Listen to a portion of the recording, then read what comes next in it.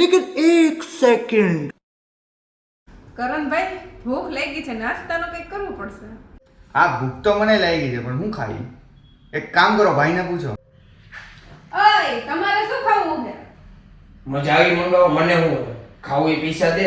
એક કામ કર ને, હર્ષને પૂછી જો ને હું ખાવું હોય. હર્ષભાઈ તમારે શું ખાવું?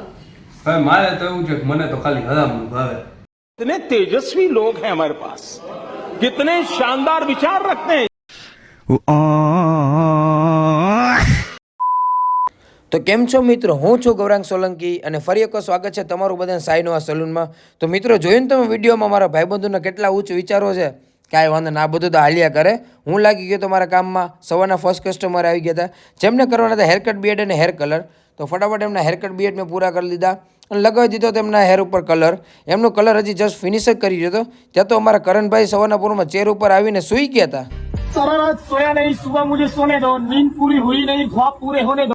મિત્રો કરણભાઈ તો હતા આરામમાં, હું લાગી ગયો મારા કામમાં. આ ક્લાઇન્ટને કરવાના હતા હેરકટ અને બીએડ. તો ફટાફટ એમના હેરકટ બીએડ મેં પૂરા કર્યા. ત્યાં સુધીમાં આવી ગયા હતા ઈશાના કસ્ટમર. જે કસ્ટમરને કરવાના હતા નેલ આર્ટ, ને એક સાથે હતા બે ક્લાઇન્ટ. તો ઈશા ફટાફટ બંને ક્લાઇન્ટના નેલ આર્ટ પૂરા કર્યા. અને આ હતા એ બંને કસ્ટમરના નેલ આર્ટનું ફાઇનલ રિઝલ્ટ. એ કામ પૂરું કરીને અમે લોકો થઈ ગયા હતા ફ્રી. તો વિચાર્યું ચલો ને આજે ફ્રી છીએ તો આપણે એક વિડીયો બનાવી લઈએ ફટાફટ. पुष्पा पुष्पराज मैं झुकेगा नहीं. પછી તો મિત્ર જેમ તેમ વિડીયો તો બનાવી નાખ્યો હતો અને પછી હું પાછો લાગી ગયો તો મારા કામમાં.